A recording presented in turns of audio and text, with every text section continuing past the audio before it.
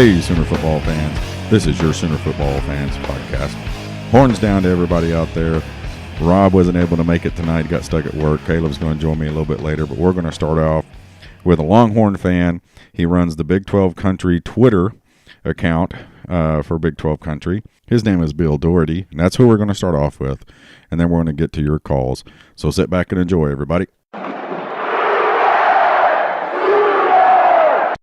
All right, Sooner fans, as promised, we've got from Big 12 Country.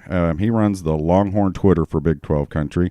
And some of you may have heard, I know you've heard of the Big 12 Country because we've done podcasts with Iowa State podcasters. And we've got lined up with Big 12 Country to do stuff all season long. But this week, we have a Longhorn with us. I know that's difficult for a lot of us Sooners to stomach, but yes, we're talking to a Longhorn fan. But he's here in Oklahoma, and his name is Bill Doherty. And Bill, we appreciate you joining us. Yeah, man. Happy to be with you guys. Now, like I told everybody at the beginning, and I just told you in the pre-talk, Rob, hopefully he'll come wandering in here. So to start with, you're not going to be ganged up on, but I can't promise when Rob gets here or if Caleb figures out what I'm doing that he might decide to come in here and start taking punches at you. So I'll just let but anyway, your Longhorns are traveling up from Austin to Dallas to get beat by the Sooners again. And so tell us what the fans, what their expectations are for this game for, the Texas fans. Yeah, I think right now the fans are pretty hopeful. I mean, you look at Texas' past couple of years, and they've fought the Sooners well, and this time they're going into a matchup where they actually feel like they have a pulse for the first time in many years. And as we know, watching the game, you never know what's going to happen there. Nobody knows, but we've seen 1-4 teams go in there, and this is the first time in 6 years that we've seen a 4-1 team go in there. Right. So I'd say optimistic for sure. Right. And that's one thing I think all, fans on both sides can agree with is it doesn't matter. Stats, record, nothing matters in this game. You can talk about who beat who's played who, who's rushed for more, or what defense has done better. I mean, we've seen Texas teams that had no business beating Oklahoma, and vice versa. We've seen Oklahoma teams who've had no business beating Texas beat Texas. So it really doesn't matter what the matchup is. Is that kind of how, the folks? Yeah, that's how it's viewed from our standpoint. I'd say in the last 10 years there hadn't been many OU teams that shouldn't have beat a Texas team. So right. we may not agree on that, but nevertheless, it happens. So. Well, I'm old enough to have gone through the '90s and remember it. So there was some tough stretches there, and Oklahoma. See, and I'm not, so I'm tired of getting sympathy from OU fans. Like, we went through the '90s. I'm like, well, I'm 30, so I don't really feel sorry for you. Right? Yeah, we went through the '90s, and like I said, we got one game out of there. There was, I think, Texas, if I remember right, was ranked number 1, and Oklahoma wasn't ranked at all. And it came in, I think, 0-4 and won in overtime. So, I about had a heart attack and died right there in my, late to early 30s because I didn't think it was going to happen. They say that, Jesus can make any miracle possible. So yeah. There's living proof right there. How about that? So what was the pulse after the Maryland game? Was it despair? I mean, what? Well, oh my God, what happened? I can speak for all Texas fans when saying that they were really frustrated. But me personally, I would tell you that I watched the first game last year, and I personally didn't let it affect me as much. I think that a lot of factors went into that game, and I'm not the big Tom Herman apologist. I'm not a big excuse maker, but there was a 2-hour rain delay that happened in that game that right. Kind of wiped the momentum from the Longhorns. Also, there's the old fact that Sam Ehlinger couldn't get out of his own way in the fourth quarter. I'd say that the pulse was very low for the Texas fan base coming out of that game. You're thinking, oh, we brought in a big time recruiting class, and the defense looking good on paper, and we seen what they could do last year, and then you lose to Maryland week 1. So, it's about what you would have thought. We were hiding, all of us, including me. Don't want to post anything because somebody will throw out, Maryland, and that's it. Yeah, Maryland. That's all they had to say. Now, the other thing, from an OU fan's perspective, now he's your coach. I'm not trying to disrespect you or anything else, but there's just sometimes he says stuff, at least from maybe it's because Oklahoma fans just hear the goofy or weird stuff. But does the fan base here recent like this year, have they cringed at all when when he said things like, I'm not verbatim, but it was basically, I think in the Tulsa game and even the Maryland game, but the Tulsa game, he said that he chewed them out basically at halftime, and they came out and just tried so hard to please him and to please each other that they just kept making mistakes. I think that was the Maryland game. Okay, one of them, but yeah. Go ahead. No, I mean, does it just did that make everybody go, what? Stop. No, don't talk like that, please. Please. I think an OU fan would probably think that, but we dealt with Charlie Strong just kind of bumbling over his words for 3 years, so at least this guy sounds sure of himself, so yeah. We can kind of put some stock in that and ride with it,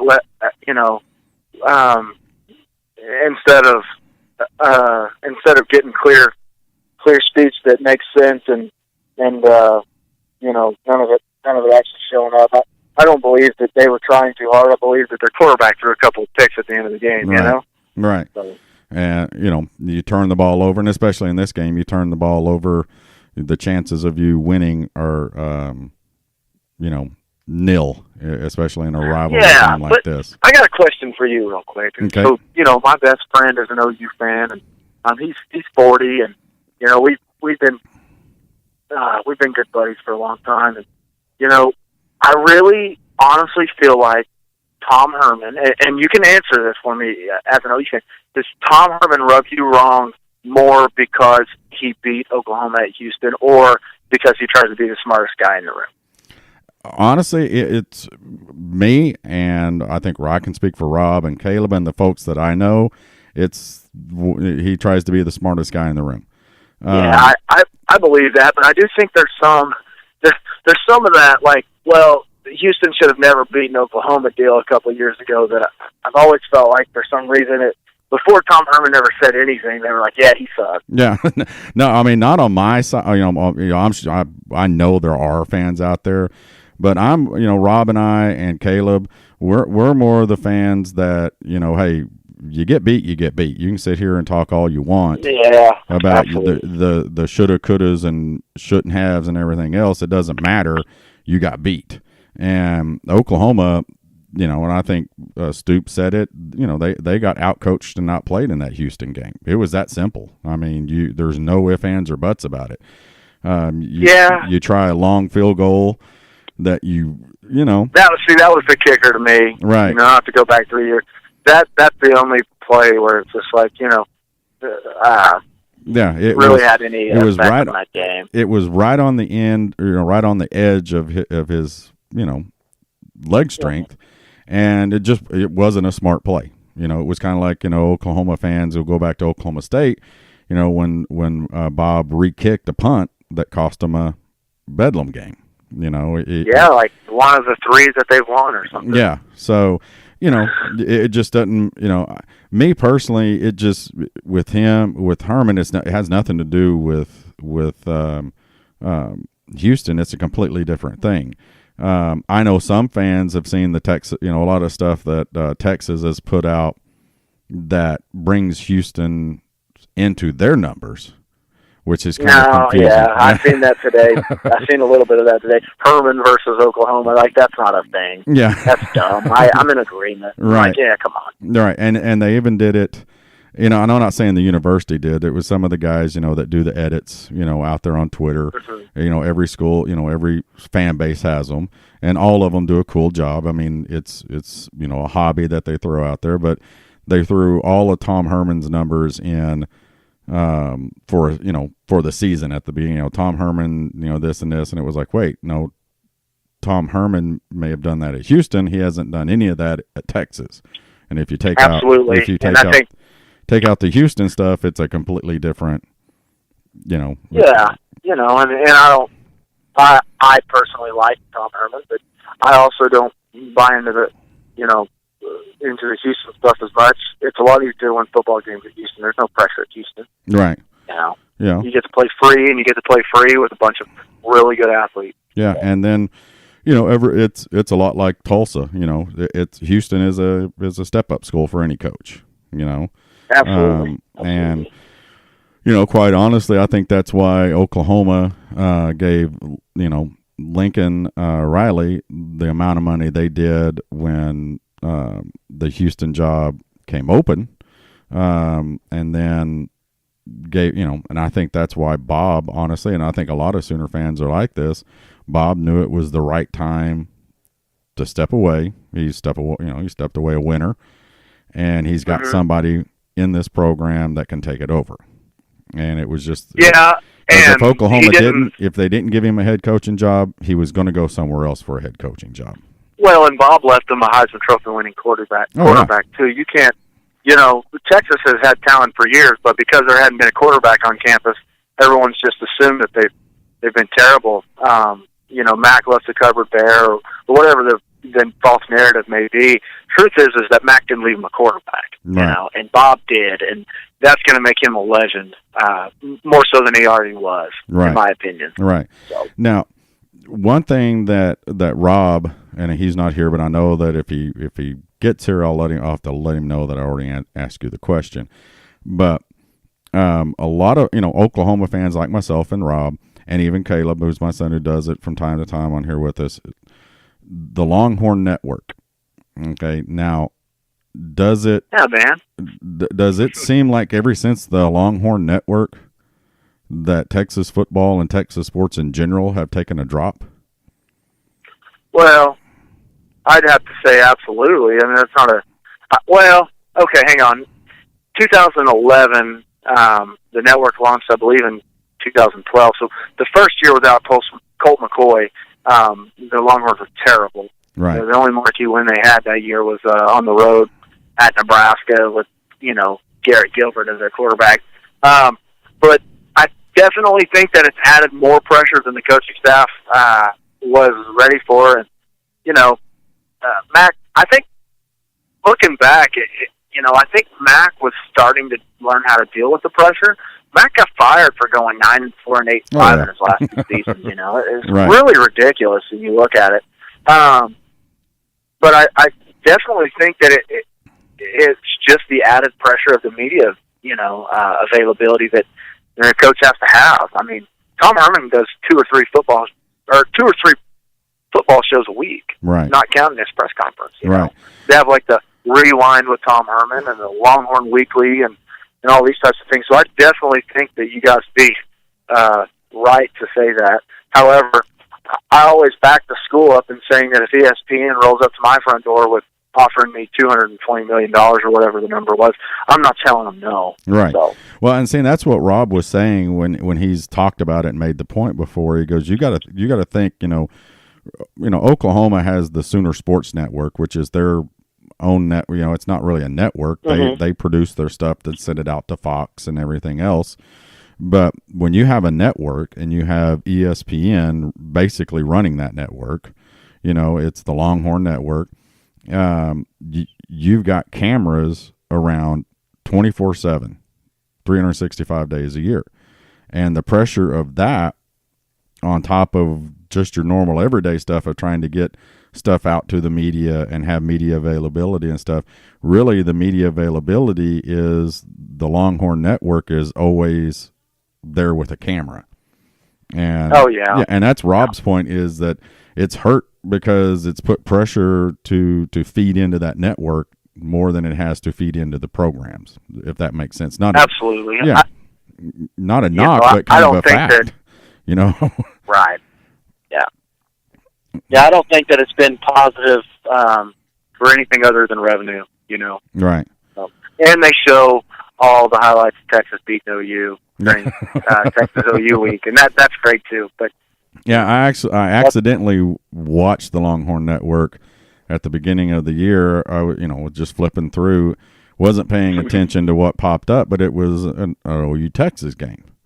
And I was like, I think it was surprise, who won, huh? Yeah, you're right. I was sitting there watching, and it started getting, and I started, putting my dates together, and I hit the information. I was like, oh hell, this is the Longhorn Network. No. I don't want to watch this game. It's a loss. Yeah, no, I don't think that the Longhorn Network has ever played a Texas loss on the channels. So. Right.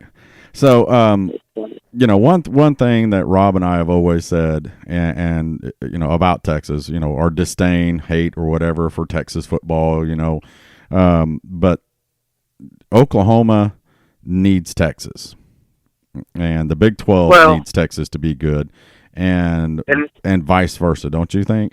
Yeah, and I think Texas needs the Big 12 more than people understand.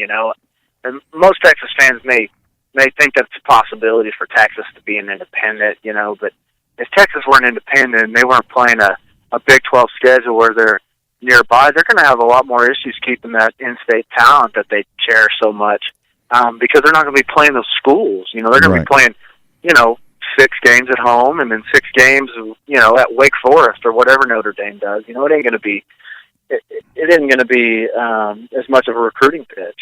Right. So I think Texas undoubtedly needs the Big 12. Right. Probably more so than what most people think. And I think it's a true fact that Oklahoma, when Oklahoma and Texas are better, it makes the rest of the conference better. It makes everybody step up there. Isn't it ironic that the SEC took over in 2009 when OU and Texas were both extremely relevant? Right. And then it just became OU's league, and really OU from 2010 to 2013. They were a 10-win team every year. They weren't pedestrian, but they weren't a national power. I mean, the Big 12 was in a really dark spot there. It allowed for the SEC to take over, but if you really think back before 2009, the Big 12 was by far and away the premier conference of the league. I mean, Texas was 2 national championship appearances, and Oklahoma 3, if I'm not mistaken. 4. So yeah, we had 4. Oh, right. So 1 6 and out lost of 3. Yeah. Right. 6 out of 10. And then if you go back before that, I mean, Nebraska and Colorado were both relevant powers. So, right. I mean, the Big 12 was, in my opinion, far and away, outside of maybe a USC, the premier conference until the SEC kind of took over because of Texas's fall. I think had Texas stayed relevant, which is obviously we found out is easier said than done. Right. Had Texas stayed relevant, the Big 12 may have not ever gave way, and I think it's kind of back to your original point. The Longhorn Network could have had a lot to do with that. Right.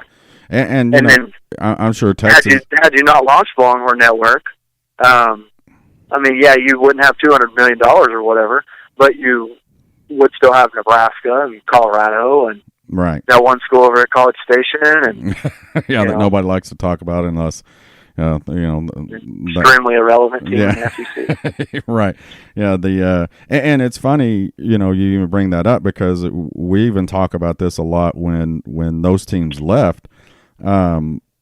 Missouri and that other team were playing in SEC championships the first several years, and those 2 teams were middle of the road Big 12 teams, and they stepped right into the SEC and dominated one or the other divisions for the first 3 or 4 years.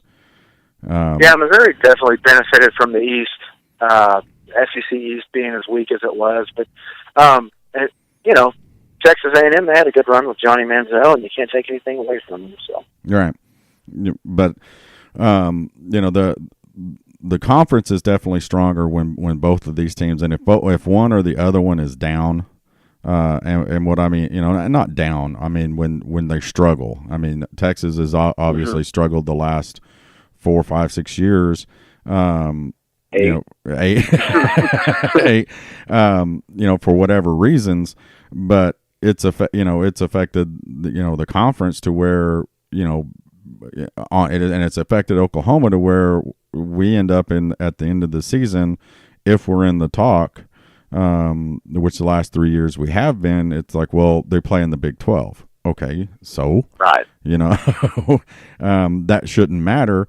Because it's Division I football, it's a Power 5 conference. So just because the national media doesn't like the style of football, which I think Lincoln Riley is changing the kind of the scheme of what people are looking at with Big 12 football, because people think it's a sling it around, which it is still, but and a lot of people think that Oklahoma is a slinging around school. We're going to throw it all over the yard. When you really look at Oklahoma's stats, especially at the end of last year, and probably by the time the season ends this year, Oklahoma ran the ball more last year than they threw it. And, right. I went to the Rose Bowl. We lost the Rose Bowl, and Georgia fans are sitting there, because we were running all over Georgia, running, not throwing the ball around, running, and they were just dumbfounded. Like, where did y'all get this running game? All we heard about was Baker, Baker, Baker, and you guys are running around on us. So, yeah, part of that's OU fans' fault. They kind of got in their own way for a minute, and or I wouldn't want to say get in their own way, but they definitely forgotten before that game how great Trey Sermon and Rodney Anderson were playing. Rodney Anderson, what do you have, like 1,200 yards in the last 6 games? Yeah, in the last 6 games. He was a freak, but it was just, like you said, it was just Baker, Baker, Baker, Baker. Right. And I agree with it. Most people throw out there that he may be the best to ever play at the quarterback position. You look at his numbers, but then you turn around, the young man that we got behind there right now is right on pace with everything he's done. He's not any good, is he? Yeah. So yeah, and where he makes up for his lack of passing, he passes him in his rushing yardage. So, and I got to be honest with you, watching him throw the ball against Baylor, I don't know that there's much of a lack of passing there. That guy has he's got an absolute rocket launcher attached to his right shoulder. So, right. The ball just gets out of his hand. I mean, it flies out of his hand. It looks like he's allergic to it. Right. So what are you looking at as far what are you looking to happen this weekend? Obviously, if you're fans like us, you're looking for and expecting a win. So what do you? Well, I tell you one thing. You were talking about Lincoln Riley and him changing the narrative to the way Big 12 football plays, and the one thing that the only thing I will let Texas fans, including myself, hang their hat on is the concept of this team or this league doesn't play any defense isn't necessarily true. Texas has had a really good defense the last year and a half, with the outlier being the Maryland game. I guess both years, but really last year, where they'd given up 50 points or 40 some points to Maryland last year. This year, Texas is coming in with the defense that's forcing turnovers, and they're hard to run the ball against. And Texas last year, I think, even with the Maryland game, finished the year in the top 10 in defense in the country. So for I guess broad media, ESPN, et cetera, to say that the Big 12 plays absolutely no defense was just, not factual. Texas just didn't, they just weren't a national power last year. They won 7 games, so nobody paid attention to it. Had they not had a quarterback that, forgot how to play football in the fourth quarter, they probably would have won 10 games, Right. I think they lost.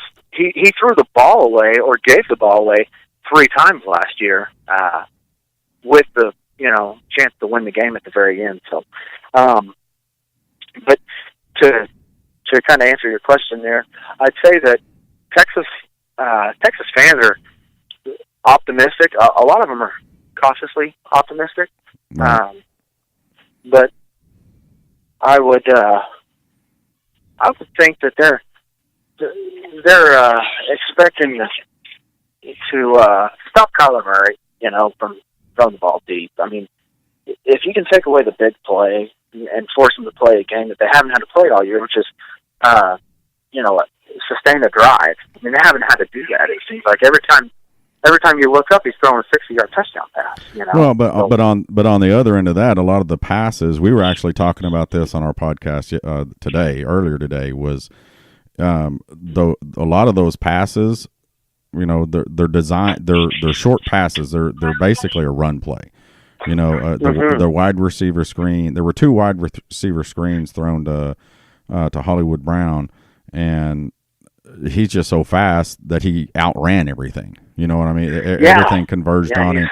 So, and it's like people were complaining here in Oklahoma about the Army game, not sustaining the drive. The guys were out there the whole, well, what do? Do you tell, CD Lamb and Brown to stop after 15 yards and take a knee? Right. No, I'm of the belief that I really believe that you can throw that tape out. I'm one of the few people that probably believe that, but they, they're not going to play triple option team again. And Army did a really good job of holding the football. Right. And I think if Texas is going to win the game against Oklahoma, they're going to have to stop the big play, and they're going to have to hold the football. Right. They're not going to be able to give the football away and win this game. If they lose the turnover margin, I promise you they'll lose this game. Right. And Oklahoma, I think, is the same. Is that Oklahoma's defense is going to have to get used to being out there a lot. And when I think the national media starts looking at the actual time of possession, instead of, Oklahoma may have 3 or 4 drives that are 4 or 5 minutes. The majority of their drives are 2 minutes. And, that's putting your defense out there more, which also just, there were 77 running plays that Army ran. And there were 70 passing plays that Baylor had in the last. That's just the last 2 games. And I don't want you guys to fall in love with me, but I've defended OU multiple times on that. When you score in 3 seconds, it's kind of hard to not give up 30 points a game. So, right. I don't buy the narrative that their defense is terrible at all. I do think they're much better than they were last year.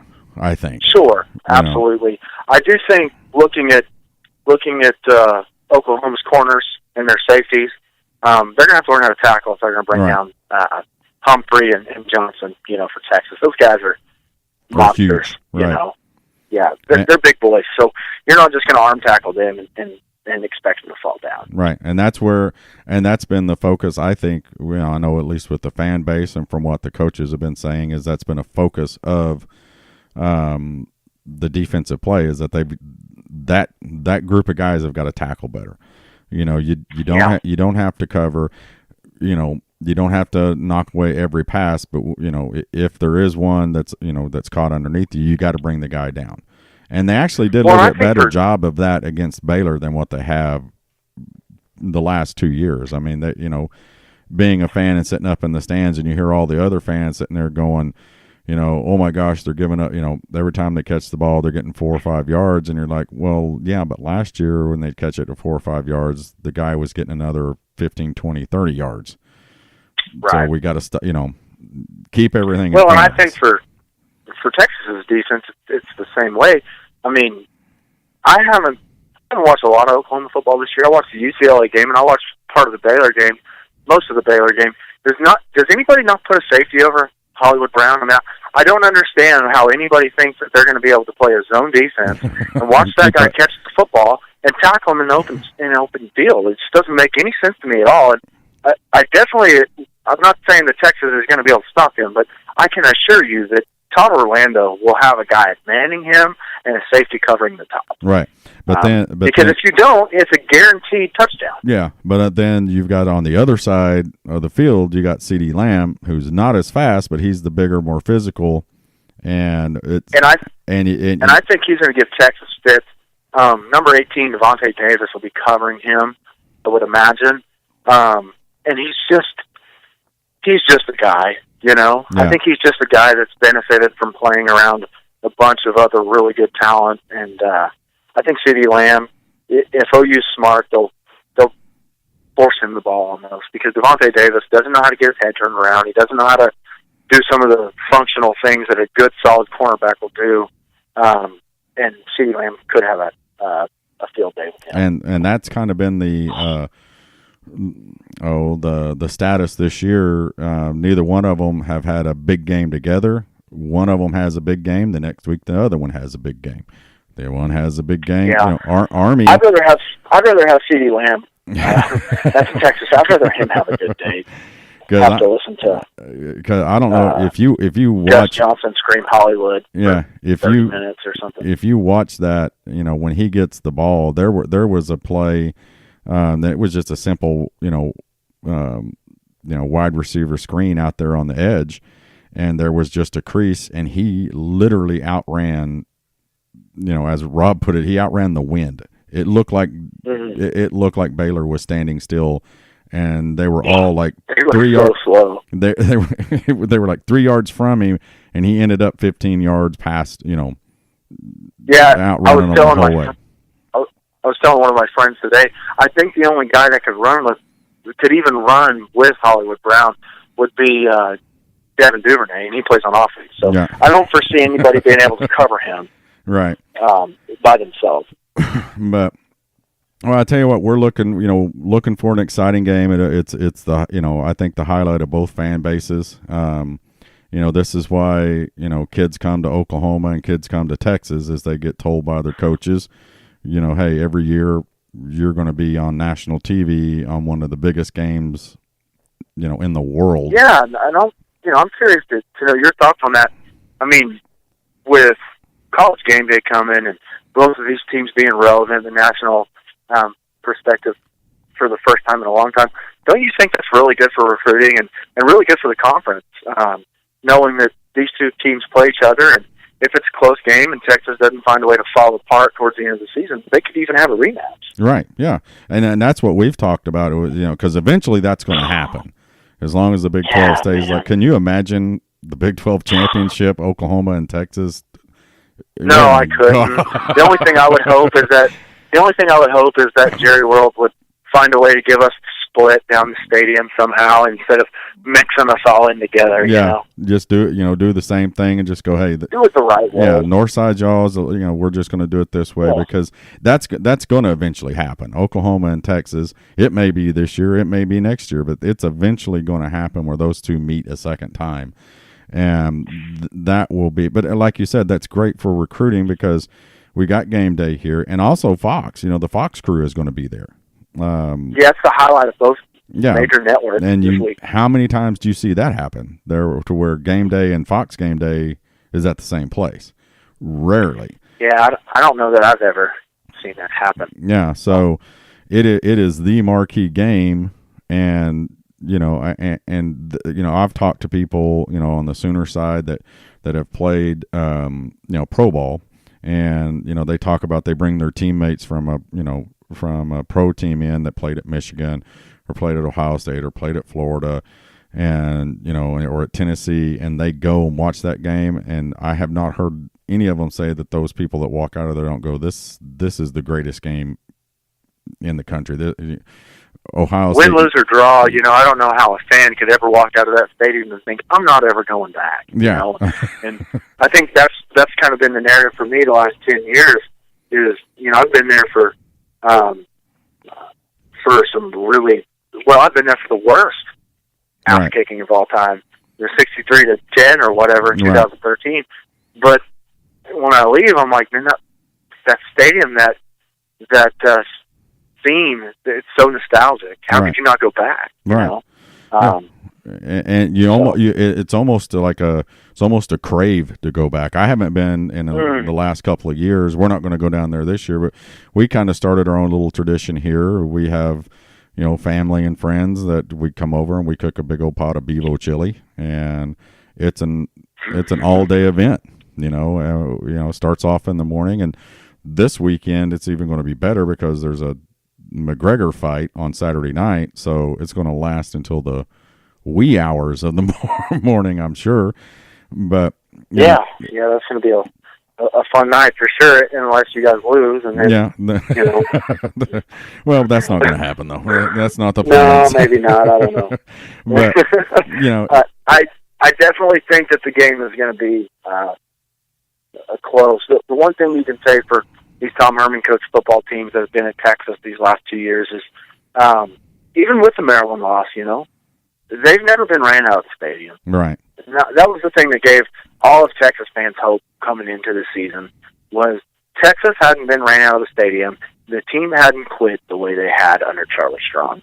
So Tom Herman, at this point, could stand up there and, come up with another stupid phrase and make us all feel like ass clowns for 10 minutes. But in the end, if the team's not quitting, we're not. Right. And Charlie, the team's quit. Yeah. I mean, they point blank quit. Yeah. So, and that's just a lack of leadership and faith. You know what I mean, and what's being done. So. Yeah, I think even the TCU and USC games both. Texas started off with a touchdown or two given to each team, and in the end, still found a way to win. You can get up on this team, and they've shown time and time again, you can get up on them, and they won't quit. Their quarterback might throw an interception at the end of the game, but they won't quit. Right. So what's your projection? You got a score? What do you think's going to happen? Man, I do, but I gotta be honest. I'm really pessimistic because it's been 2 years since I felt that a victory for the Texas fan base. So, if I had to guess, I'd think a 2-touchdown win for Oklahoma. I'd say 44-30, and that's because Texas gets 30 because they'll use defenses on the field. That's the big thing. Right. And that's, I don't know about the 44. I would love for it to be 44. If Oklahoma holds them to 30 or less, they win. I mean, that's the key. I think so. That's the key to this team. Which is a great thing for a defensive coordinator to have when your offense turns around and says, "Hey, y'all just keep them under 30. We'll beat them because we're going to score. We're going to score more than 30."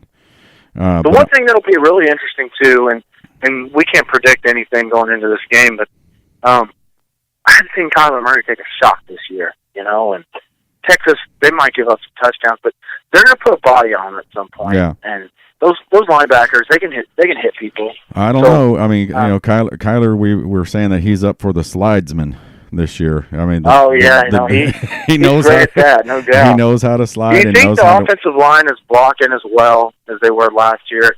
Because I'm not sure that they are. I haven't seen them play. That's one of the things that I've been hearing throughout the day.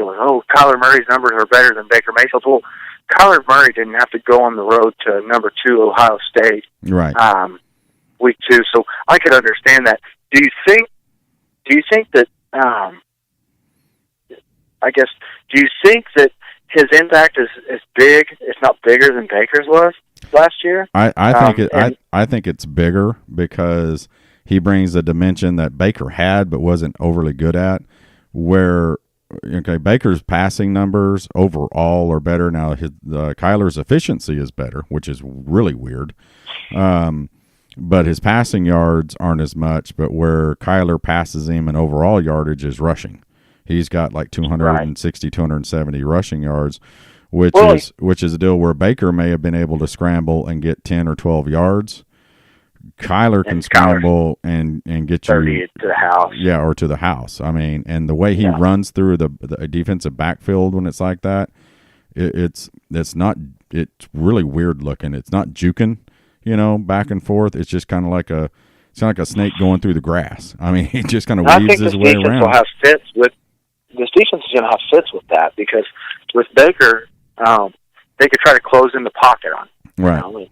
He can beat you throwing the ball, absolutely. But with Kyler Murray, he's extremely confident knowing that when he's going to tuck it and take off, he can. And the offensive line for Oklahoma doesn't have to be as good as it. And that's kind of where I was going with that. they don't have to be as good as they were last year, because at any given time, that guy's, hidden back there.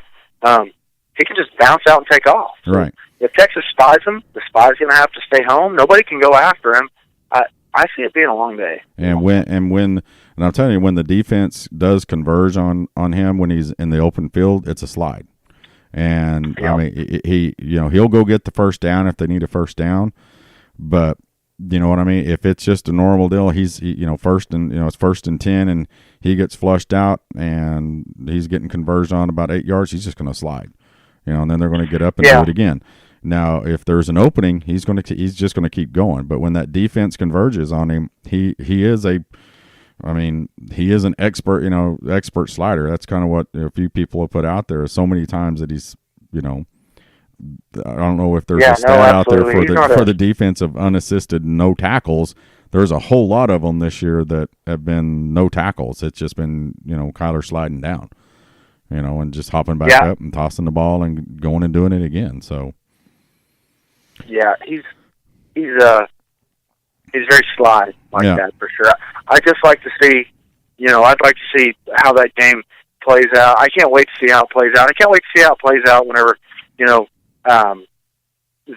when OU really needs him, Right. They need him in the fourth quarter when Baker was so clutch, right. And is he going to be that guy, and we don't know. He may be. He may already be that guy. Right. He just hadn't been put. Well, I mean, he had been. With Army was a little bit, and he delivered 2 passes. One was a touchdown that got the guy stepped out of bounds, and the next play was another touchdown in overtime. So, but I'll even go with that. It's it was Army. It wasn't Texas. It's not going to be what it wasn't West Virginia. It's we don't know what he's going to do. All we can do is assume, and if what he's done, not being in the clutch, is any indication, it's going to be a long season for a lot of folks. So, which is a good thing for us. What's your score prediction? I'm definitely curious to hear that. I'm thinking 38-24, somewhere in there. Okay. Texas was the only team last year to hold Oklahoma below 30 points. And I think the last 4 years, the game's been decided by 7 or less. Right. So, anything can happen in this game. My whole theory this whole year is, with an offense as dynamic and a quarterback as dynamic as Kyler, all our defense has to do is hold them under 28 points, hold them under 30 points, because this offense should score 30 or plus points every game against anybody. And so far, with the exception of Army, Oklahoma scored 28, but they also had the ball 7 seconds longer than a quarter, one quarter and 7 seconds. So they also proved in that game that they knew how to win ugly, and that's something that I've been telling Texas fans and some OU fans that proceed to definitely take it to Texas this week with the you only beat Kansas State 19-14. Is they won an ugly game. Yeah. They found a way to win, and they were taking knees in the red zone to end the game. I mean, Texas had the ball the last 6 minutes of the game. Yeah. So it wasn't pretty, but they won, and same for OU with Army. Yeah. Well, hey, Bill, we appreciate you coming on. Everybody go, check him out. He runs the Big 12 Country Longhorn Twitter. What is that Twitter handle there that you run? I believe it's at Longhorns _ The Big 12 is a big XII, right? Tell me again. The Big 12 is the XII. It's not the number 12, right? So it'd be, but go check out his Twitter, follow him. As you can tell, he's a sensible Longhorn fan. So we found one. Taking plenty of abuse over the years. It'll humble you in a very big way. But have a safe trip down to Dallas. I hope you not being rude, but I hope you leave sad and you get to look forward to next year. Win, lose, or draw. Call me back. Okay, we'll do. But hey, you have a safe trip, and we appreciate you being on. All right, thank you. Thanks. Okay, we want to thank Bill for coming on with us. Good guy, sounds like, for a Texas fan, and we appreciate him taking the time out to talk a little OU Texas rivalry. And Rob's not going to be able to make it, so I drug Caleb in here to make phone calls to fans so they can tell us how much they hate Texas. So horns down, Caleb. Horns down. So I know we got Better Call Saul coming on here pretty soon, so we got to make it quick. It's on now, so I mean, we fast forward through commercials. Plus, they got the game on too, so it's going back and forth. Yeah, so we're gonna, as promised, we're gonna start calling people, and I think I'm gonna try to start off with. Let me get to my contacts here. Let's find good old Brett.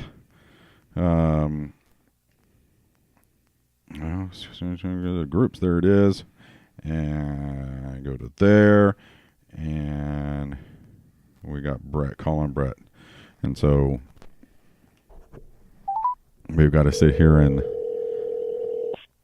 talk while it rings.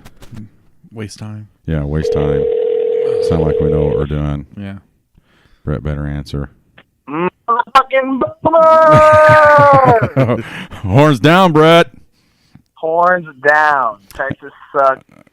Winner.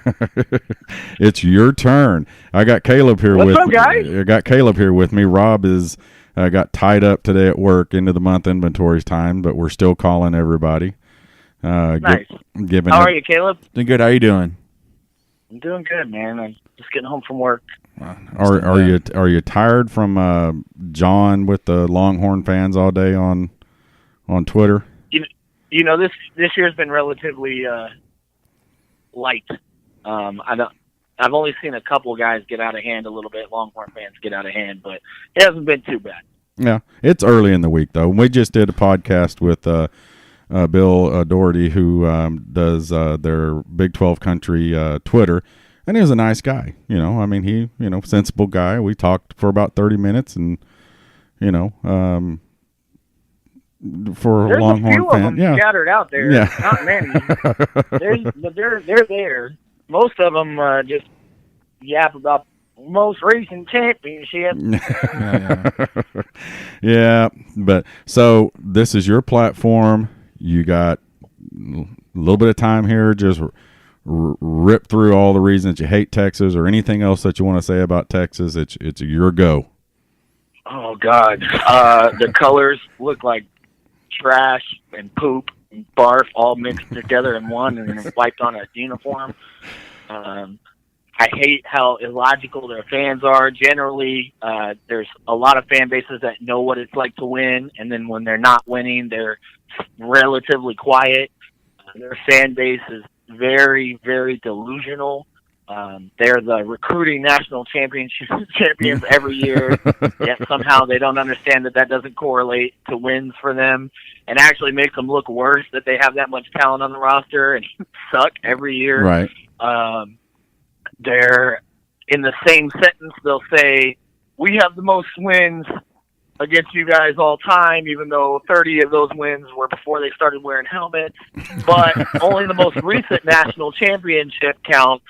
So only wins before 1930 and championships after we've won it matter. Right. They're just silly and illogical, and they got short horns. It's not.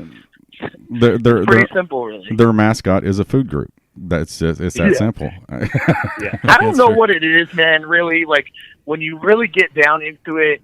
Like when I look at Oklahoma, and I obviously have some crimson glasses on, but when I look at Oklahoma, I see a university that works hard, that develops talent, that never makes a whole lot of excuses. It's just the whole Bob mentality, Barry mentality, Bud mentality. That whole kind of thing personifies the University of Oklahoma. And then you look at Texas, and all it is let's throw money at our problems. Let's make a bunch of excuses. Let's pretend like we're champions when we're not champions. I just don't like that whole moniker that they've got going on down there in Austin. And quite frankly, most of them care more about partying than they do about football. And to me, that's why I love Oklahoma, is because that's our number one priority. That's what we do, and we make sure we do it well. And down there, they party all year long, and then when football season comes around, they start talking to you, and in 30 seconds, they have to change the conversation because they don't know what they're talking about. Yeah. Well, and I had one time, I was making fun of the fact that they had, half-empty stands at kickoff. And the guy was, you don't know what you're talking about. We tailgate and party hard. And, we know what we're doing down here. We're smoking meat and drinking and having a good time. And we go, and I was like, okay, we do the same thing. We just know what time the damn game starts. Right. We stop and go into the game. And, our stands aren't empty when kickoff because everybody's still stuck at their tailgate drinking. So... But anyway, yeah. It's like they don't teach basic math there. A lot of times I've heard many times this week, like them giving us crap about selling out our stadium, but there's only 86,000 in the stadium, and they have, 93,000 attendance games, and it's like, but you seat 100,000, so you're not. It's not how it works. Just because you have more doesn't mean you're better. You have 2 million people in your town. Norman grows in population when the games come. It's like, right. Be logical, but that doesn't exist in a short. But they do teach them how to handle their masculinity. It's a required course now, I think, down there for every male student. I don't know if you saw that tweet today. The guy said, I said, OU tickets come with crayons and connect the dot box. And I was like, Texas Longhorn tickets come with free classes to fix masculinity. Yeah. Don't be too masculine out there, which is, I don't know. I never like to say young men's name when I make fun of him, but I don't know his name either. But number 44. On Texas, Sunshine. Yeah, Sunshine. He looks like the Sunshine. He looks like the love child of Bruce Jenner and what's his counterpart now? Who is Bruce Jenner now? Oh. Who? Caitlin. Caitlin. Yeah, it looks like a love child of both of those. It's like they couldn't figure it out. Yeah. Like Bruce couldn't figure out what he wanted to be, so he just put a football uniform on. Yeah, that's kind of what it looks like. But that's masculinity. So Terry, courses Caleb, how do you guys think the game's going to go? Caleb, you go. I think we're gonna win. I think it's gonna. They always play us tough. That's the worst thing about it, though. They always play the best game against us. But I think we'll end up pulling it out. Hopefully, I think by 2 touchdowns at least. Yeah, I think score. It's hard to predict the score, but I'm going to stick to my guns and say that if Oklahoma holds anybody below 30 points, actually I said 28, but if we hold them below 28 points, we win the game, and I'm thinking 38-24. So, I think we're due for a blowout. Yeah, I went back and started watching some Texas games, as I normally do before the opponent. Just kind of go back and browse through some of their games. And, sometimes I'll put it on fast forward so I get through the game twice as fast, but I can kind of still pay attention and see what's going on. And I don't think I'm glad that Texas has some confidence. I'm super happy that they're 4-1 coming into this game because that only looks better for us. Right. But I don't see anything about them that's going to stop our offense. Nothing at all. Yeah. Literally nothing at all. And I really don't think their offense is that great either. They got shut out at Kansas State in the second half. We know what happened with Maryland. They struggled with Tulsa. They played a good game against TCU, but TCU's starting to maybe not look like they're exactly what we thought they were. Right. TCU turned the ball over a crap ton in that game too. I think we're looking at another similar to Baylor game. Like maybe they score 28 points or 30 points maybe, but only because they're playing catch up because we're at 40 or 50. Right. And I really don't see them stopping us. I think my score is only because it's going to be the same thing that we're dealing with these first games has been we score so quick that our defense is going to be out there so much that they're going to score. I mean, but they're not going to score every time. They're not going to keep up with us. But I think our defense turns a corner here. I think this last game they really kind of came on and realized that they are capable. If they can capitalize on some of the plays, instead of a batted pass, we do get the pick six. Right. If one thing, just that one spark happens, I think this defense can turn and morph into a different animal, and hopefully what everybody wants it to be. I think there's a lot of data already suggesting that we are heading that direction anyway, but we've yet to see it really. I think if they can come in pumped up and play, but still play composed and get some turnovers, our defense might turn the corner, and I think this could get ugly really quick. And I'm hoping, that Lincoln doesn't pull the brakes off, and I hope it's another, 63 route, 63 to 10. Like I hope it's just a shell. Like we're just knock them out of the park and drive home and don't think about them again. I hope so. I mean, it's been. When's the last time we had a blowout from this game? It's just time. It's just time for us to blow them out. And it just feels nice this year because they actually have confidence. I think we won't be right till we just beat the shit out of them and send them away. I mean, don't get me wrong. I have my reservations. It's OU Texas in the last two games. We really should have taken that corner and blown them out, and we let them hang around, and it turned out to be much closer than we wanted it to be. So I'm fully aware that that's a possibility and even likely, but I think we tend to get better. That's one thing that Oklahoma's done under Lincoln Riley, or at least since Lincoln Riley's joined the staff, is we progress and we get better every week, every year. Yeah. Right. And I think that we made a huge improvement last week, and this week I think we're going to make another improvement, and Texas is just unfortunately in the way of that, and I think they're going to feel it. Yep. Well, I hope so, man. I love this week. But hey, man, we got a whole bunch of people that are wanting us to call them, so we're going to get on to more, and we appreciate it. Horns down, Brett. Yep, horns down, Boomer Sooner. We'll see y'all. See you later, man.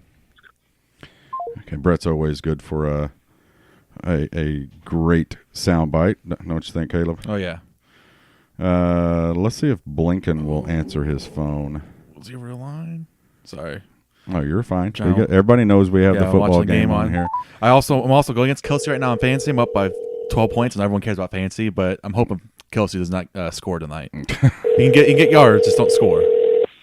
That's pretty close. Let's see. Last night we called Blinken while he was eating dinner, and he didn't answer. He may be eating dinner. Well, it's a late dinner if he's eating.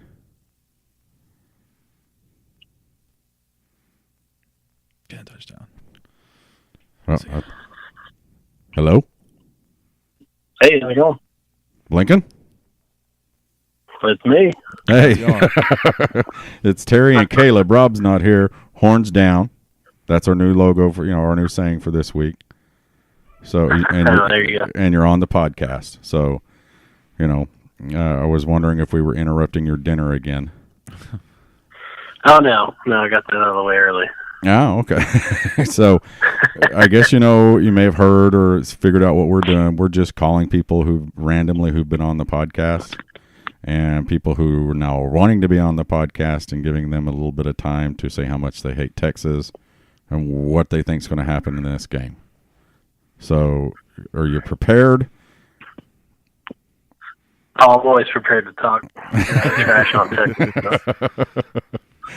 Now, before we do that, though, how you didn't respond to my response to your tweet about really, Kyler's numbers are basically better than Baker's right now, right?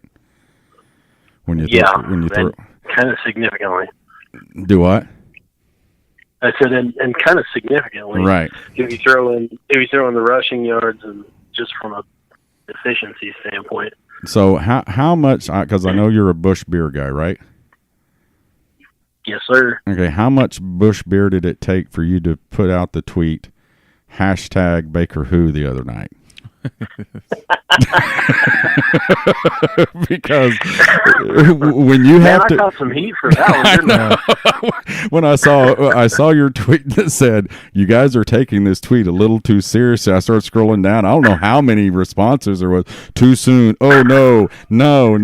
It's like that's a good thing if you replace the greatest arguably the greatest quarterback in college football history with another greatest college football quarter. Isn't that a good thing? I mean, it's a bad problem to have. Yeah. So you were hated on for a little. How did it feel to be hated on by your own? Man, it was kind of an unfamiliar feeling. I know Sooner fans are pretty rabid, but Baker fans are another thing too. Yeah, Baker fans are. You got to realize half of Oklahoma, or probably more than half of the Sooner fans are now Browns fans. Yeah. So who would have thought that would That's ever true. happen? So, and then they even converted Rob. Rob was saying last night, "I think I'm a Browns fan." I was like, he goes, "Does that mean I'm a bandwagon fan?" I'm like, "Yes, it means you're a bandwagon fan." Yeah, that's what a bandwagon fan is. Yeah. So, what you got, Texas? You're doing your Texas Fact Daily now, right? Yeah, I'm trying to put one out every day. Ah. So Texas only comes once a year, so yeah. So, what do you hate about Texas the most? What curdles your blood when it comes to Texas? I think the thing I hate the most is the color. It's just the most awful kind of. It's just this weird brownish orange color. I think part of it is how poorly it contrasts with our pretty crimson. Right. You see them on the same field, and you just you don't like looking at it.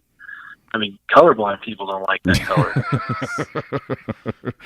Yeah, it's more they call it burnt orange, but it's more like a dingy orange. I think it's not. It's like dirty. Yeah, well, orange. they should have finished burning it. Is what they should have done. So, what about their fan? I'm sure you deal with their fan base more probably than anybody else on the face of the earth. Yeah, they've started to come out of hibernation. Oh yeah. Here lately. They've been hard to find for the last couple of years. Yeah. Well, that's what happens when you beat you beat Kansas. There's some brave ones been poking their head out. Yeah. Lately, so that's what happens when you beat Tulsa by 7, Kansas State by 7. All of a sudden, you're the big boy on the block again. So yeah.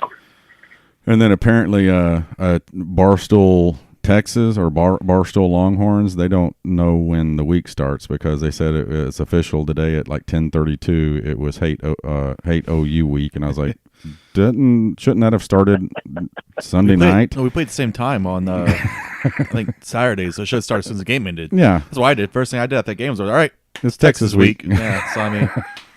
It's time to start hating them. But they apparently waited till 10:32 this morning for Hate OU week. Make it official. I do like the new OU Barstool logo. It's the Barstool with the horns down, the bottom. Oh, is it? It's pretty cool.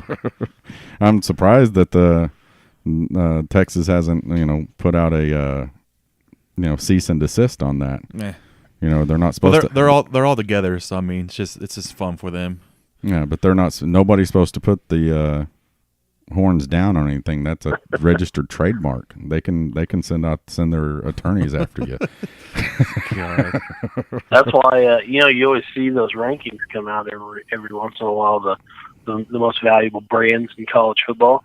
That's why Texas is number one, because half their stuff is bought by Oklahoma fans. Yeah, to hang it upside down.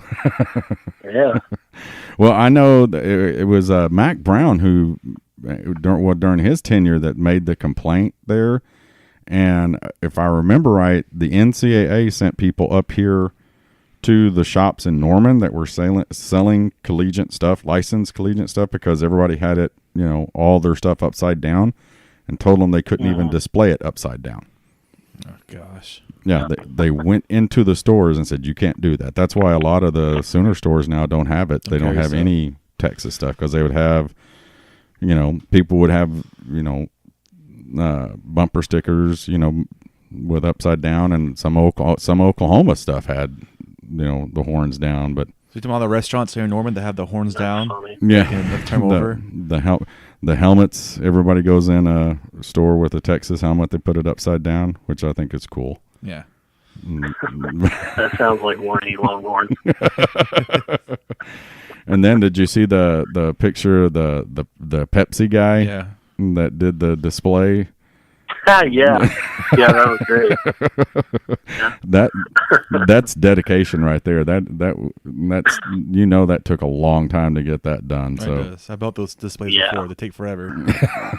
so what's your prediction, or can you give a prediction? What do you think's going to happen Saturday? I think it'll be close for a quarter. I think Oklahoma just pulls away. I don't think Oklahoma's offense right now is it's something to behold. Right. Yeah. I'm actually just finishing up the post game for the Football Brainiacs for the Baylor game, and Oklahoma has run 294 offensive plays this season. 11.2% of them have been touchdowns. Jeez. That's more than one every 9 plays. Right. That's nuts. That's wild. And it's like, we were talking last night, me, Caleb, and Rob on the podcast about how, all these big plays, but our running games, not working. I said, well, but a lot of these little short dink and dunk, screen passes and stuff, those are running plays. Yeah. They're designed to get 5 and 6 yards. What do you tell Marquise Brown, when you get 15 yards, slide, when you're 10 yards behind everybody? Because that's what he's doing. Him and CD, Yeah. and even Sermon the other night did it. Morris doing it too. I mean, pretty much everyone out there. Just name a guy. They're all just get out in the open. I mean, that one little screened Marquise out there on the left hash mark, and he caught it, and he outran the good Lord himself. Okay, I mean, Baylor never got within 5 yards of him, and he spread that out. By the time he was in the end zone, he was 15 yards past everybody, and then he had 5 guys chasing him, and not one of them got within fingers reach of him. That dude is crazy fast. Yeah. What you can't tell you can't tell when somebody breaks into the open. Okay, guys, we need to have 8-minute drives instead of 2-minute drives or 6-minute. You can't tell guys to stop. That's right. I mean, you're gonna have Samaje Perine taking a knee every play. which you know what, that might be pretty cool though. Oklahoma's so good that they take a knee. When they get a first down, they just get it and take a knee. Go. We need to conserve, because that's what I mean, and I believe that. That's why our defensive stats don't look as good. Is because they're playing 90 plays a game. Yeah. I mean, you average it out. It was Joel Klatt that put out today that Oklahoma's defense is holding people to less yards per carry than Alabama's. But we're just out there more. It just looks worse because we're out there more, but good God. Yeah. But Baylor threw the ball more times than Oklahoma ran plays. Yeah. 60 times, right? 60 passes? Wasn't that what it was? Yeah, they threw the ball 63 times. Jeez. We ran 54 plays. And their coach was mad that we kept blitzing them at the end of the game. It's like, well, quit throwing the ball. Like, it's just what happened.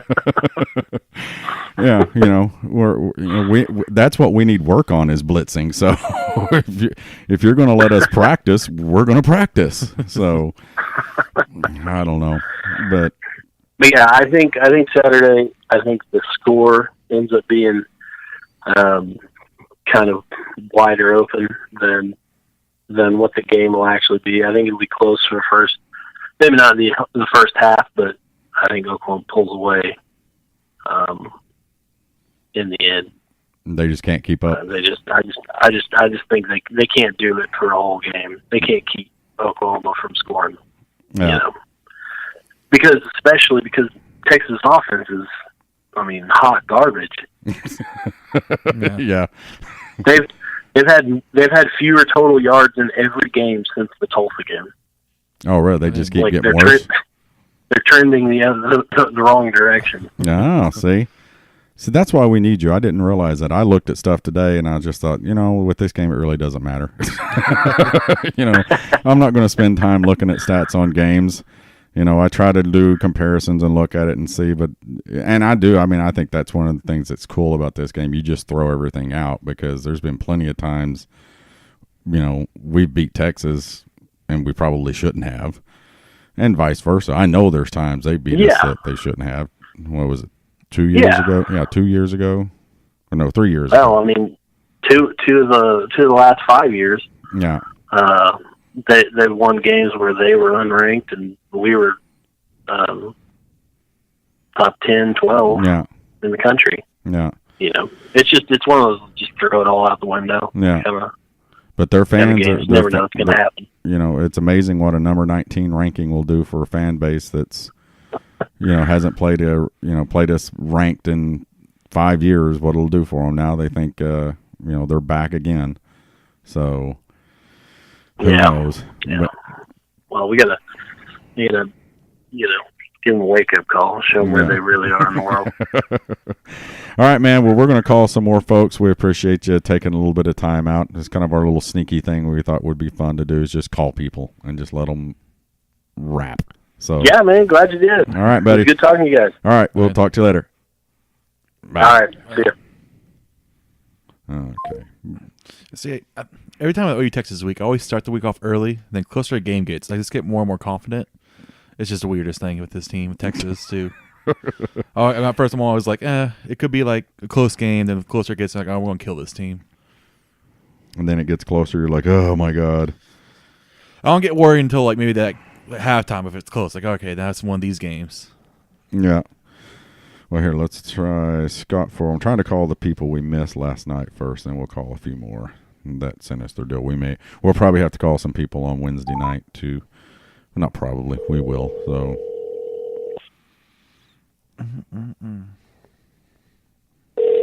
Da, da, da, da. Hello. Scott. Hey. Horns down, man. Absolutely. This is Terry and Caleb. You're on the podcast. Hey, how you guys doing? Right. On the podcast. Yeah, you're on the podcast. So no swearing. Gotcha. Yeah, you can swear. I don't care. So unless you don't want somebody to hear you swearing, but no, what we're doing, we tried to call you last night, and you didn't answer. Thanks a lot for that. But anyway, sorry. But we're just calling fans. It's Hate Texas Week, and giving you the platform to tell everybody why you hate Texas, what you think is going to happen in this game. So get after it. Well, I mean, this is our, if you're looking at the Big 12 last year, the strength versus strength was us and TCU because their defense was awesome and our offense was awesome. And it seems like TCU is really fallen off a cliff a little bit. They gave up 40 points to Texas, and Texas offense is not all that great. So if they're the best defense in the Big 12, God forbid, right now, we're obviously the best offense. So this is really, the two powerhouses of the Big 12 going at it. And I'm of the mind that if we can, beat them in the Red River rivalry every year, and then they can make it to the championship every year, and we can beat them there every year, we'll catch up on that. The all-time rivalry marker. But see, then they'll wipe that out. They'll go, no. Big 12 championship games don't count in the rivalry. They'll figure a way around that one. So you know how Texas fans. Well, yeah, I live down here in Dallas, so I'm constantly surrounded by Longhorns fans everywhere. I thought I'd get a good mix of like Baylor and TCU people, but they're all Longhorn fans. And they're all the worst. And like I have some OU mugs on my desk at work, and like people walk by with their like UT polos on. I'm just like, oh god, it just like makes me sick. I'm like, I need a new job. I can't be around you people. But they're everywhere. There's so many of them, and none of them even went to school there. Yeah. It's just like, gosh, you got to be kidding me. So they're just the type of people that look their nose down at you every chance they get, no matter what the situation is. It seems like they don't even care if you went to OU. They're going to give you a hard time no matter what. There's that kind of people. So yeah. Yeah, they're terrible. They're the worst. Them and Oklahoma State. But, Absolutely. This one is. So, are you going to the game? I go to the fair, so I'm pretty superstitious. So the last time I attended the game with tickets, we lost. Okay. And then the last 2 years, I've gone and just watched it on a screen in the fair and eaten a corn dog. There you go. Won back to back. So I'm going to do that again. And if anything happens, I'll have to find a new routine. Yeah. But we won back to back. I've been doing this. Yeah, that's what you need to do. And see, that's why we're not going. Is that in the last years, but this has kind of become our little tradition, is that we have folks over and we cook a big old pot of Bevo chili and sit around and watch the game and drink beer. And I have my new Lucky shirt, that I've worn to every game this year so far. So I'm doing my part, and so Caleb got a new shirt this year, right? Yeah, I got a Jumpman shirt, so got him a Jumpman shirt, so. It's worked so far. Yeah, so far. Which still, the Jumpman does look like an upside down horns. Oh yes, so it's like perfect for this week. So I'm surprised Texas hasn't figured that out. That wait a minute, their logo looks like ours upside down. Wow. So I've seen a lot of people saying that the Longhorn looks like a uterus, and I never noticed that. That's going on Twitter. And I was like, wow. Yeah. Like how is there like a department not been like, oh my gosh, guys, we got to do something. Yeah, that every time I see that one though, it kind of grosses me out though. It's kind of like, I really didn't want to see that. Yeah, but I get it, but ugh. But anyway, well, hey Scott, we appreciate you taking time. We're trying to call as many people as we can and give them an opportunity to be on and talk about this wonderful rivalry, and everybody's ready to go down there and whoop some Longhorn ass. Absolutely, horns down, boomer soon. All right, stay out of the stadium. Okay. Yeah, I will. All right, buddy. Talk to you later. See ya. Bye. Yeah, see, if Rob was here, he'd be ridiculing Scott. That's just bad of Rob. It's a bad fan of Rob right there. We're ridiculing us for doing our parts. Yeah, and then we're gonna call Steve Bullard. Steve Bullard's always a. So is Rob gonna pick against OU again this week? I don't know. He may have to. He did pick against OU at the last moment. Did it shock you? I thought he was joking, but he just said he got a bad feeling at the end. So this game, I don't know. I wasn't really worried about. I was worried about the receivers. That's pretty much it with Baylor. Hi, Steve Bullard with McGraw Realty. Say, Steve, I called you again 2 nights in a row, and you didn't answer. Well, last time on Wednesday. Let's see. Go through here and see who else I can find. There was other people I called. Let me go to my call log. That will help me immensely. Mm-hmm. Caleb, you know any good jokes? Off the top of my head right now. So I'm real focused in on this game right now too. So I'm trying to multitask at the same time. Okay. It's just Steve said to call him back, and he just texted me to call him back in 10. So we'll call Steve back in 10 minutes. And where the heck is my call log? Okay, I hate this phone. I can't find my call log. That's what happens when you have an Android. No, it's awesome to have Androids. I just had to reach across the room and find. Let's call Andrew Sallard real quick. That was another one we tried to call.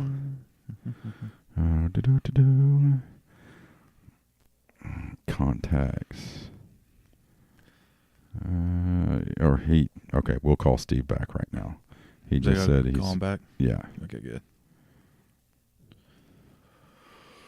We'll call Andrew after we get done talking to Steve.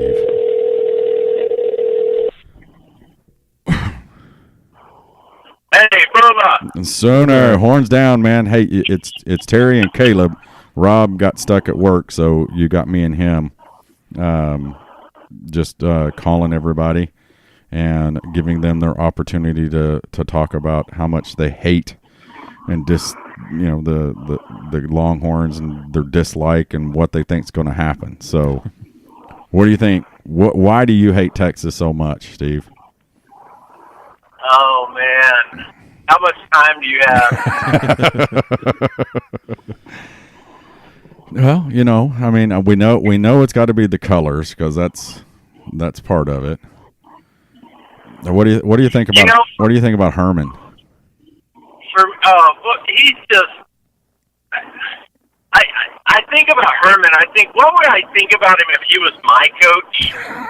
And I would just be so embarrassed weekly, you know, going to work and going to church and going to, you know, see people and just them ribbing me about my stupid coach, and I'm trying to come up with ways to defend him and all the dumb things he does, kissing his players, making them pee in beakers or whatever. I don't know what they're doing down there, but I just think he's a weirdo. I mean, he's a sideshow to me. I mean, I think he's probably a good coach. He's won everywhere he's been, but I don't like the way he goes about it. So, but you know, my hatred of Texas really evolved. I mean, I was born into an OU family.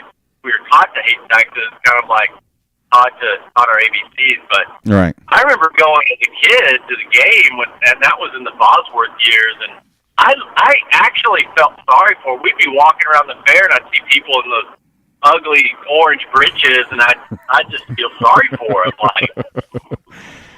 Like, man, like, your mama dressed you like a clown. I mean, you look terrible in that orange. And B, we're going to destroy you today. And you came. You came to watch your team get beat. Why would you do that? I mean, it was going to be a bloodbath, and they were just signed up for it. Like, and to me, and that's really the genesis of my hatred for them, because they have such a superiority complex. I mean, they when they beat you, they just treat you horribly coming out of the Cotton Bowl. Way worse than we treat them. Yeah. And when we beat them, they just say things real clever, like, well, go back to your mobile homes. And I mean, it's just so, like, they're just so smug about, well, at least we don't live in Oklahoma. I mean, at least we have that going for us. Yeah. And, you know, it just makes me hate them even worse. And when I go to the Alamo and I read the little placards about how, you know, they stood strong, but they were slaughtered in the end. I'm like, yeah, go Mexico. You know, I'm just a little bit. Oh, that's a good one. That's one. Oh, yeah. But had it been worse, though, would that mean that Texas wouldn't be a state? It would just be North Mexico, wouldn't it? I think it'd still just be Mexico versus U.S. Yeah. No, I ask if the Alamo would have and everything kept going, Texas would have just been North Mexico, wouldn't it have? Yeah, and I mean, the cool thing is we get to go down to the fair and play North Mexico and have some cool food, have some fried, I don't know, churros or something or whatever at the fair, and you know, it'd be fun. Yeah. But instead, so what do you think's going to happen this week? Predictions. Oh, it's funny. I was just having a conversation about this. We're about due to lose to these suckers, and I have no X's and no reason for it. It's just time, and so I'm nervous about that. But I watched the film and look at all the matchups, and I can't see it. I don't know how in the world they're going to beat us. Right. I mean, it looks like a 41-11 or some weird score, 41-12 type game on paper. I don't know how they're going to do it, but I'm sure Sam Ellinger will turn into, Trevor Knight in the Sugar Bowl or something. Give them a lot of false hope for a couple of years. I mean, it's just what they do. I mean, it's just, so I'm and you come out, you know how it goes. We get to Texas and we're up in the stands and we're sweating and we're like, why are all of our starters in sweatpants? Like Saturday, I'm like, what's King Stan wearing his Russell Athletics out there? I mean, what is going on? And it happens every year. They just unmentionable injuries that no one knew about. We're like, well, we needed that guy, Yeah. So I don't know. If I see all that Saturday, I'm going to be very concerned. And it'll feel like one of those 30 to 27 losses kind of coming. But when I think about it and use my actual mental capacity, I don't see how we can lose. So I think it should be a big win. I think this is going to be the game that Lincoln pulls out the stops. You're going to see this offense do things that they haven't done yet, which is scary. But I hope so.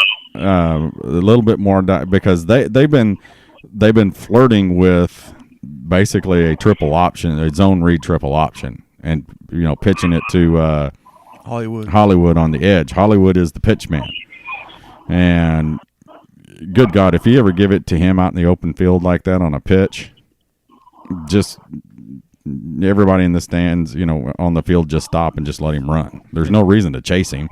The only way you're going to catch him is if he trips. So, my God, that little screen pass he scored on Saturday, it looked like he was jogging a 4-3. And we've talked about that one a bunch. It was he outran there were 5 guys around him, and within 3 or 4 yards, and by the time he got to the end zone, they were out of the picture. It was nuts.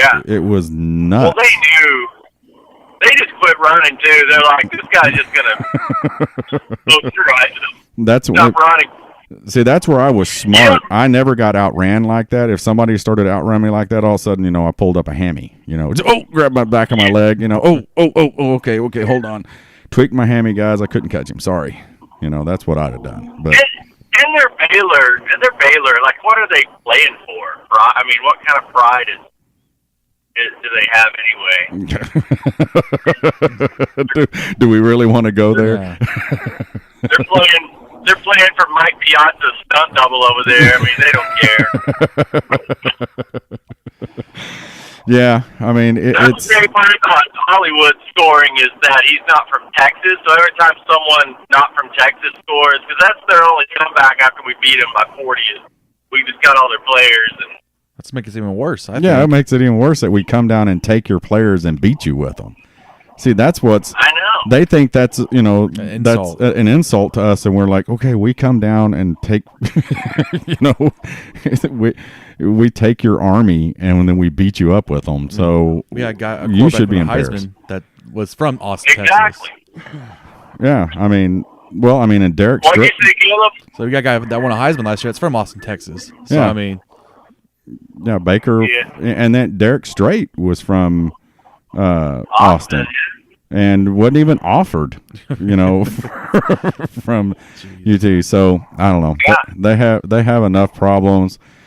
Personally, I would be extremely uncomfortable with a coach kissing me, and probably extremely extremely uncomfortable with a coach kissing my son. But that being said, Can you imagine, Terry, how creepy it'd been if Gary Gibbs would have kissed you? Yeah. We should make a list of the most creepy coaches. I mean, he'd be like, "Hey, come here." Yeah, Howard Schnellenberger. When you. Oh man.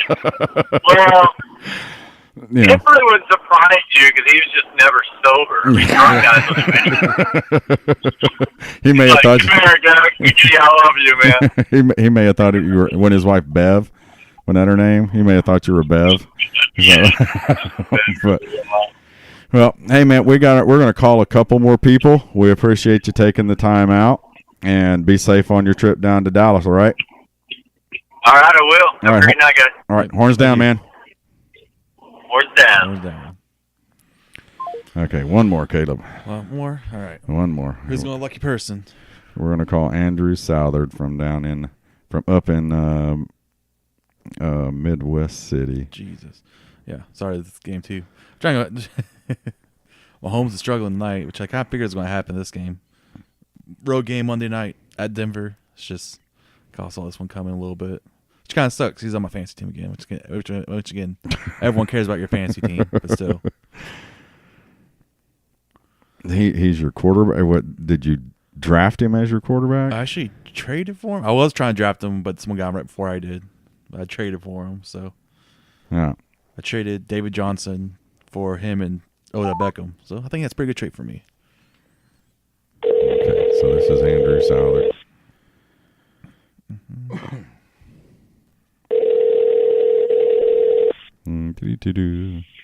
Hello. Horns down, Andrew. Horns down. Hey, you got Terry and Caleb. You're on the podcast. Rob got stuck at work, so it's just me and Caleb here. And like I'm sure you know, we're just calling folks and giving them the opportunity to rip Texas for a little bit. So, you know, the platform is yours. Get after it. Well, I mean, what don't I hate about Texas? I mean, everything about them. I mean, I hate them so bad, you know. It's a shame that some of our players have to be born there. Yeah, I mean, I think go ahead, keep every going. year if we win, we should get the, you know, grill up beef if we win. That would be a good one. Hey, I don't know, man. That they drug that thing up so much to keep him down. You'd probably eat some of that and, you know, be high for 6 months afterwards. So that might not be a good idea. That's true. But it might be. So what do you think? What do you think's going to happen this weekend? Hopefully, I'm pretty sure, you know, they beat a couple of nobodies, really. I mean, this year, anyways, they act like they're somebodies, but they lost to Maryland, so I'm pretty sure we're just going to go down there and whoop them up. Well, you got a score prediction? I mean, as far as I'm concerned, it could be 100-0, and I'd still be watching that. Yeah, whatever it is, just keep the clock running and just let us keep running it up. Yeah. I'd say probably 47-14, somewhere around there. Yeah, that sounds like a pretty good score.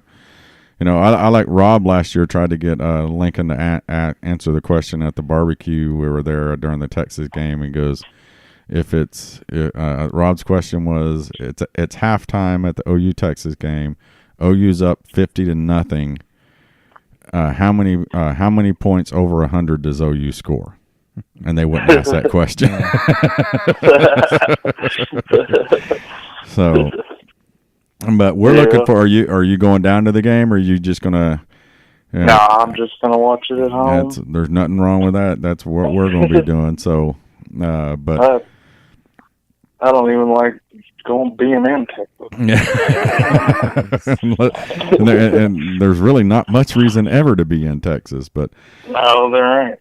All right. Well, hey, Andrew, we appreciate you taking a little bit of time and talking to us. You're the last one of the night because it's getting late, and I got to get up and go to work in the morning. So does Caleb. But we appreciate it and enjoy the game this weekend. Okay. All right. Horns down, man. Horns down. Thanks for listening to the Sooner Football Fans Podcast. Hit the subscribe button right now on whatever app you're listening to download every episode as they come out. Check us out on Twitter and Facebook and on YouTube. Boomer Sooner.